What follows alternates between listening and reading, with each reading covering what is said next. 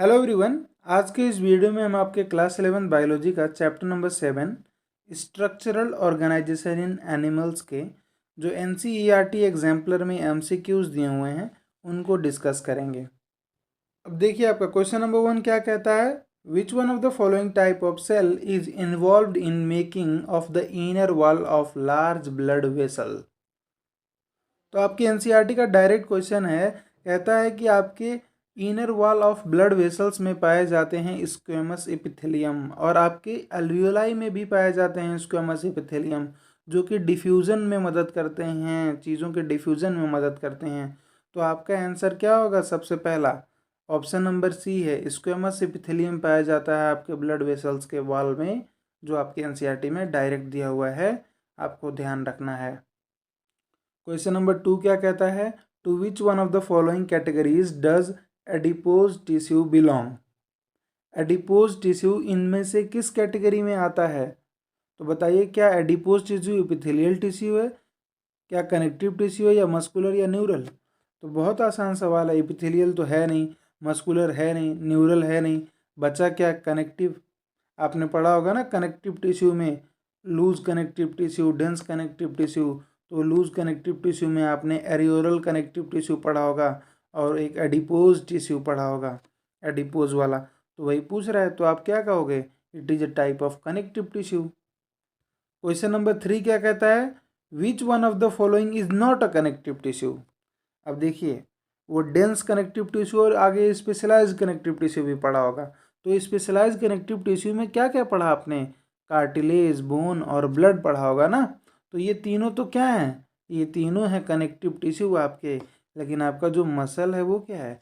वो तो muscular tissue है, मसल सेल का बना हुआ है। तो यही नहीं है connective tissue. Option number D is the right answer. देखिए, अब इसके बाद जो क्वेश्चन नंबर 4 और क्वेश्चन नंबर 5 है, ये अर्थोम से रिलेटेड है। अर्थोम आपके नीट के सिलेबस में है नहीं, पर फिर भी दिया हुआ है तो हम देख लेते हैं। क्या कहता है, the clitellum is a distinct part of body of earthworm. बहुत सही बात है। It is found in which segment, किस सेगमेंट में ये पाया जाता है? तो आप देखेंगे कि जो क्लाइटेलम है ना, ये 14, 15 और 16वें सेगमेंट में पाए जाते हैं। ठीक है, तो option number B is the correct. और उसके बाद कहता है कि setae help in locomotion in earthworm. Earthworm का लोकोमोटरी ऑर्गन क्या है? सीटा। अब ये क्वेश्चन भले ही ये ना एग्जाम में हो, आपके सिलेबस में हो, पर ये अर्थवर्म का लोकोमोटरी ऑर्गन सीटा है, ये तो आपको बिल्कुल आना चाहिए, क्योंकि ये आपकी एनिमल किंगडम से रिलेट करके पूछ सकता है। ठीक है, but not uniformly present in all segment. सही बात है, ये सीटा अर्थवर्म में पाया जाता है, पर क्या होता है कि ये हर एक सेगमेंट में नहीं होता है। ठीक है, तो किस किस सेगमेंट में होता है ये पूछ रहा है आपसे। तो देखिए, इसका सिंपल सा जवाब है, ऐसा नहीं है कि हर एक सेगमेंट में नहीं होता, हर एक सेगमेंट में होता है except the first segment and last segment and the clitellar segment, यानी पहला, लास्ट वाला और ये 14, 15, 16वें सेगमेंट के अलावा बाकी सभी सेगमेंट में पाया जाता है। तो ऑप्शन के अकॉर्डिंग आप 20 से 22nd सेगमेंट टिक करोगे। Option number D will be the correct answer. Question number 6 क्या कहता है, which one of the following statement is true for cockroach. The number of ovarioles in each ovary are 10। Ovary के अंदर जो ओवेरियोल्स होते हैं वो 10 होते हैं।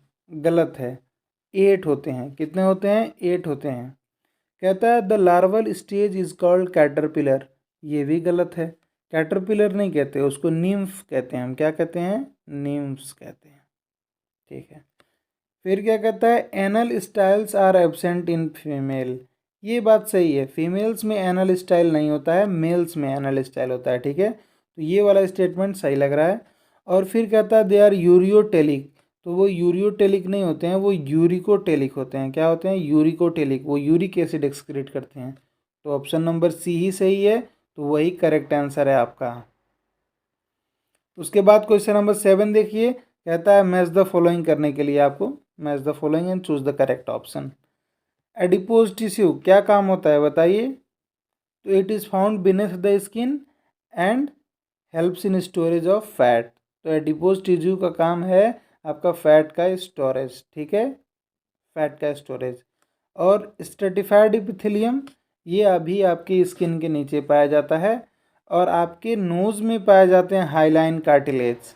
आपका ब्लड है एक तरह का फ्लूइड कनेक्टिव टिश्यू, एक तरह का स्पेशलाइज्ड फ्लूइड कनेक्टिव टिश्यू, ठीक है। तो आप क्या मैच कराओगे, पहले का आंसर क्या है 4 है, पहले का 4 एक ही जगह दिया हुआ है, बी का 3 हो गया, सी का 1 हो गया और डी का 2, यानी बी ऑप्शन सही है। क्वेश्चन नंबर 8 देखिए, ये भी मैच द फॉलोइंग है और बहुत बेसिक सी चीज़ है। हर्माफ्रोडाइट का मतलब क्या होता है बताओ। अरे बाइसेक्सुअल कंडीशन को ही हर्माफ्रोडाइट कहते हैं, यानी टेस्टिस और ओवरी जब सेम एनिमल में हो, एक ही बॉडी पर हो, तो हम हर्माफ्रोडाइट उसको कहते हैं। और डायरेक्ट डेवलपमेंट का मतलब क्या होता है, डायरेक्ट डेवलपमेंट का मतलब होता है कोई लार्वल स्टेजेस ना आए, यानी लार्वल स्टेजेस एब्सेंट हों, तो 3 से मैच करा दो, लार्वल फॉर्म एब्सेंट। और केमो रिसेप्टर का मतलब क्या होता है, ऐसा रिसेप्टर जो केमिकल के लिए सब सेंसिटिव हो, केमिकल को सेंस करता हो, तो सेंस ऑफ केमिकल सब्सटेंस के लिए क्या है, केमो रिसेप्टर है। और ये जो ब्लड ग्लैंड होते हैं अर्थों में, ये क्या करते हैं, तो ये प्रोड्यूस करते हैं ब्लड सेल्स एंड हीमोग्लोबिन। तो मिल गए आपके सभी मैच हो गए। पहले का क्या है, पहले का दूसरा है, कहाँ कहाँ पे दिया हुआ है, इसमें और इसमें। और दूसरे का तीसरा है, तो यहाँ पे दिया हुआ है। सी का क्या है 4 है, तो यहाँ पे दिया हुआ है डी का 1 है, तो option number A is the right answer for this question. अब इसके बाद क्वेश्चन नंबर 9 भी मैच द फॉलोइंग ही है, ये कॉकरोच से रिलेटेड है। कहता है फेलोमियर क्या है, तो बताइए। फेलोमियर कॉकरोच के एक्सटर्नल जेनेटिलिया को कहते हैं, ठीक है। और गोनोपोर का मतलब क्या होता है, पोर का मतलब क्या, ओपनिंग, गोनोपोर, तो ये एक्चुअली क्या है, opening of the ejaculatory dust नहीं डक्ट, ठीक है। और स्पर्मेटोफोर का मतलब, स्पर्मेटोफोर का मतलब बंडल्स ऑफ स्पर्म। और ओवेरियोल का मतलब क्या होता है, चेन ऑफ डेवलपिंग ओवा। तो आप किससे मैच करोगे बताओ, ए का मैच कराओगे आप 4 से, ए का 4 से, और बी का क्या है 3 से, सी का क्या है 2 से, और डी का क्या है 1 से। तो ऑप्शन नंबर बी सही है, ठीक है जी। क्वेश्चन नंबर 10 फिर से दिया हुआ है आपका, एक मैच द फॉलोइंग। ये भी एक बेसिक सा क्वेश्चन है जो किसी भी चैप्टर से खास रिलेटेड नहीं है, इधर उधर का है। कहता है टच का मतलब क्या है, देखिए टच के लिए क्या है, तो टच के लिए आप कहोगे सेंसरी पेपिला से ये होता है टच। और स्मेल करने के लिए नेजल इपिथेलियम में होता है ना मामला, स्मेल वाला रिलेटेड, स्मेल से रिलेटेड जो भी चीज़ें हैं। और आप जानते हैं पेरिफेरल नर्वस सिस्टम में आपके क्या आते हैं, आपके क्रेनियम से, आपके सेंट्रल नर्वस सिस्टम से अराइज हुए नर्व्स। तो 2 तरह के होते हैं, वो क्रेनियल नर्व और स्पाइनल नर्व। तो क्रेनियल नर्व किसका पार्ट हो गया, पेरिफेरल नर्वस सिस्टम। अगर आपने आगे का चैप्टर नहीं पढ़ा हुआ है तो वहाँ पे आता है, ठीक है। पर नीट के लिए पढ़ रहे होगे तो आप पढ़े होगे ज़रूर। और मेडुला ऑब्लोंगाटा, मेडुला ऑब्लोंगाटा ये क्या है, एक्सटेंशन है आपके ब्रेन का ही। और कहाँ से आता है ये, आपके फोरामेन ऑफ मैग्नम से निकल कर आता है, जो कि स्पाइनल कॉर्ड बाद में वही बन जाता है। तो ए का क्या हो गया 3 हो गया, कई सारा दिया हुआ ए का 3, यानी बी देखना पड़ेगा हमें। बी का क्या है, स्मेल नेजल एपिथेलियम, बी का 1 है। अच्छा यहाँ पे भी बी का 1 दिया हुआ है। अच्छा ये तो नहीं था, तो बी काट सकते हैं हम।